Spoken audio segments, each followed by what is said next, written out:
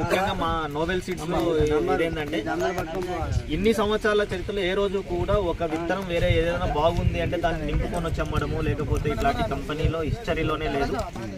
తన స్వతహాగా తయారు చేసుకున్న విత్తనాన్ని 1-2 సార్లు రైతులకు ఫ్రీగా ఇచ్చి కూడా డెమాన్స్ట్రేషన్స్ కండక్ట్ చేసి ఆ యొక్క వాతావరణానికి ఈ వెరైటీ ఆ యొక్క మార్కెట్కి సెట్ అవుతుందా లేదా అని అనుకున్న తర్వాతనే మార్కెట్లోకి రిలీజ్ చేసే సంస్థ గీతాంజలి. మనకు ముఖ్యంగా రైతులకు కావాల్సింది ఏంటి అంటే, ఒకటి మిరప పంటలో ఇప్పుడున్న పరిస్థితుల ప్రకారము మొదటగా తెగుళ్ళను తట్టుకోవాలి, తర్వాత వచ్చేసి దిగుబడి రావాలి, కాయ కలర్ ఏరిన తర్వాత కలర్ రావాలి, కాయ తక్కువ రావాలి, మార్కెట్ లో రేట్ చెప్పేది ఏంది ఈజీగా చెప్పాలంటే ఈసారి తెగుళ్ళకు ఇంత వాతావరణానికి తట్టుకున్నదంటే ఆ ఇత్తనం ఓకే. Okay okay. అంతకుముందు చేను